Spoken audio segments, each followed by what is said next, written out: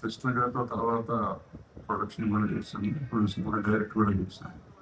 కృష్ణ గారితో పోట్లాడిన ఏకైక వచ్చింది కూడా ఇండస్ట్రీలో నేను మళ్ళీ కలిసిన వాడిని నేను లాస్ట్ మినిట్ వరకు ఆయనతో ఉన్నవాడిని కూడా నేను ఉన్న భాగ్యాలు కలిగితే నా పక్కన ఉన్న. సో చాలా కుటుంబం అంటే కృష్ణ గారి కుటుంబం అంటే నేను పార్ట్ ఆఫ్ ద కుటుంబం ప్రాబ్లీ ఇంటిపేరు అయ్యి ఉండొచ్చుకోవచ్చు, రక్త సంబంధం లేకపోవచ్చు, కానీ నేను కృష్ణ గారి కుటుంబం అంతా ఒక కుటుంబం. ఇవాళ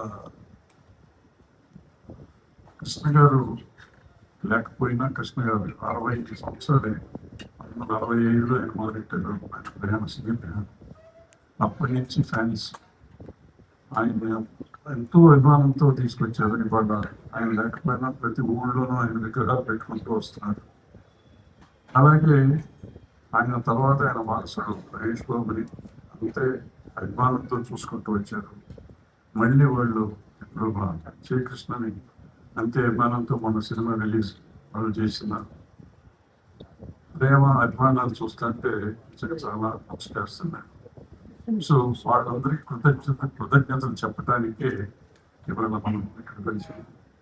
సో ఈ సినిమా మొదలుపెట్ట చేసిన శ్రీదత్ గారికి, దర్శకుడు అజయ్ భూపతి గారికి, ప్రేక్షకులందరికీ, అభిమానులందరికీ పేరు పేరున కృతజ్ఞతలు తెలియజేయటం అనేది సభ ముఖ్య ఉద్దేశం. సినిమాలు ఇవాళ ఎలా వస్తున్నాయి, ఎలా వెళ్తున్నాయనే మనకు తెలుసు. మనం చాలా రకరకాల సమయం కూర్చుంటే రిలీజ్ చూసుకోవాలి, రిలీజ్ పొజిషన్స్ చూసుకోవాలి.